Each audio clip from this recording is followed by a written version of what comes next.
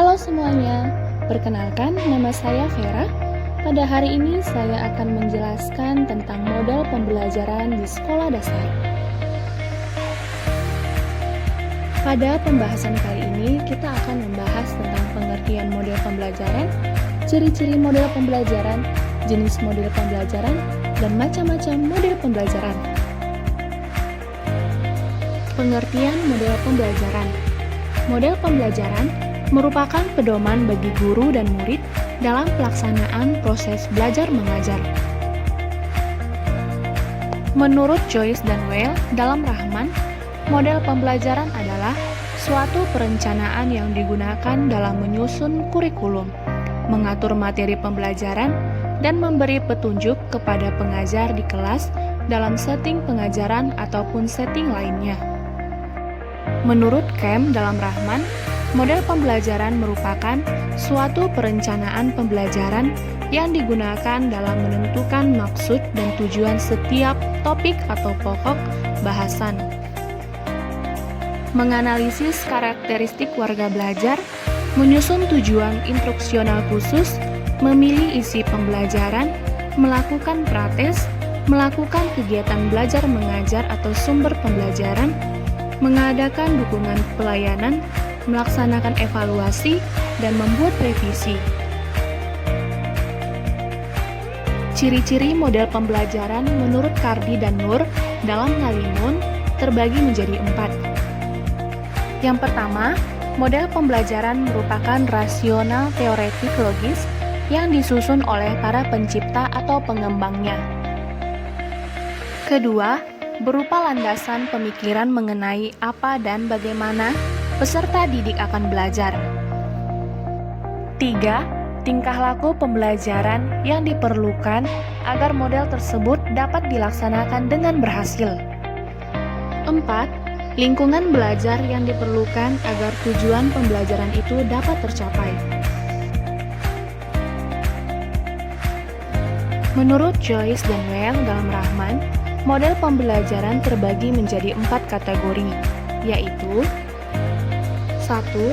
Model pemrosesan informasi, yaitu model pembelajaran yang menjelaskan cara individu memberi respon rangsangan dari lingkungannya dengan cara mengorganisasikan data, memformulasikan masalah, membangun konsep, dan merencanakan pemecahan masalah, serta menggunakan simbol-simbol verbal dan nonverbal. Yang kedua adalah model pribadi, yaitu model pembelajaran yang berorientasi pada perkembangan diri individu. 3. Model interaksi sosial, yaitu model pembelajaran yang mengutamakan hubungan individu dengan masyarakat atau orang lain dan memusatkan perhatiannya pada proses realitas yang ada dan dipandang sebagai negosiasi sosial. Dan yang terakhir, model perilaku, yaitu model pembelajaran yang dibangun atas dasar teori yang umum, yakni teori perilaku. Menurut Hamdayama, macam-macam model pembelajaran adalah sebagai berikut. 1. Model pembelajaran inquiry. Model inquiry menggunakan rangkaian kegiatan pembelajaran yang menekankan proses berpikir secara kritis, secara analitis kepada peserta didik agar mencari dan menemukan sendiri jawaban dari suatu masalah yang dipertanyakan secara mandiri melalui penyelidikan ilmiah. 2. Model pembelajaran kontekstual merupakan model dengan konsep belajar yang membuat guru mengaitkan antara materi yang diajarkan dengan situasi dunia nyata. Prinsip pembelajaran kontekstual adalah aktivitas peserta didik melakukan dan mengalami, tidak hanya menonton dan mencatat. 3. Model pembelajaran ekspositori. Ekspositori adalah pembelajaran yang menekankan pada proses penyampaian materi secara verbal dari seorang guru kepada kelompok peserta didik supaya peserta didik dapat menguasai materi secara optimal. 4. model pembelajaran berbasis masalah dapat diartikan sebagai rangkaian aktivitas pembelajaran yang menekankan pada proses penyelesaian masalah yang dihadapi secara ilmiah. Pemecahan masalah menjadi langkah utama dalam model ini. 5. Model pembelajaran kooperatif. Pembelajaran kooperatif adalah kerangka konseptual rangkaian kegiatan belajar yang dilakukan oleh peserta didik dalam kelompok-kelompok tertentu untuk mencapai tujuan pembelajaran yang telah dirumuskan. 6. Model pembelajaran PAIKEM merupakan singkatan dari pembelajaran aktif, inovatif, kreatif, dan menyenangkan. Pembelajaran ini dirancang agar membuat anak lebih aktif mengembangkan kreativitas sehingga bisa berlangsung secara efektif, optimal, dan pada akhirnya terasa lebih menyenangkan. 7. Model pembelajaran kuantum. Kerangka perencanaan dalam pembelajaran kuantum adalah tandur, yang berarti tumbuhkan, alami, namai, demonstrasikan, ulangi, dan rayakan. Komponen utama pembelajaran kuantum dapat berupa peta konsep, teknik memori, sistem pasok lokasi, dan teknik akrostik. 8. Model pembelajaran terpadu merupakan model yang dapat melibatkan beberapa mata pelajaran sekaligus agar memberikan pengalaman belajar yang lebih bermakna pada peserta didik. 9. Model pembelajaran kelas rangkap.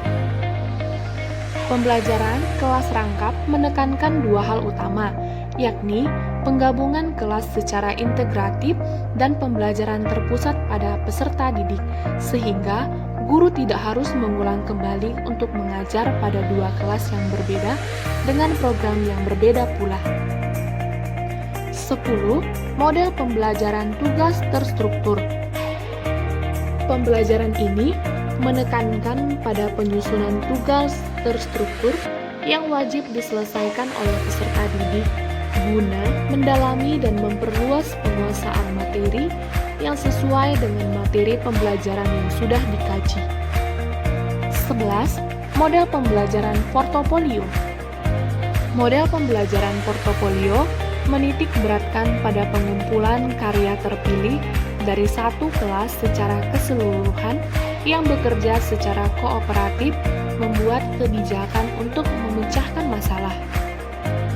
Dan yang terakhir, 12, model pembelajaran tematik merupakan pembelajaran dengan suatu kegiatan pembelajaran yang mengintegrasikan materi beberapa pelajaran dalam satu tema atau topik pembahasan sesuai dengan kebutuhan lingkungan peserta didik yang akan menjadi lahan dunia nyata bagi dirinya. Pada kurikulum 2013, terdapat 3 model pembelajaran yang menjadi andalan yang bisa mendukung aktivitas belajar mengajar. Ini didasari pada Permendikbud nomor 103 tahun 2014 yang memiliki visi agar siswa bisa berkembang dan mempunyai karakter saintifik, rasa ingin tahu, dan perilaku sosial.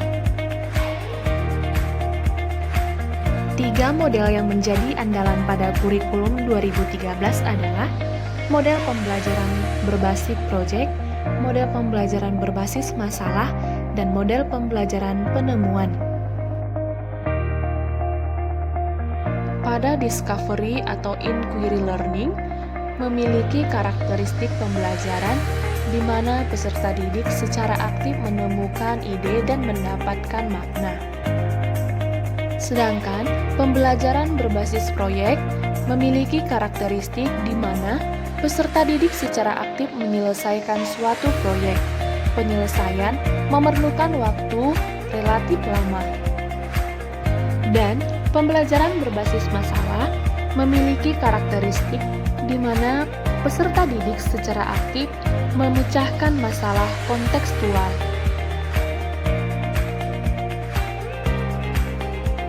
Demikianlah penjelasan saya tentang model pembelajaran di sekolah dasar. Terima kasih semuanya.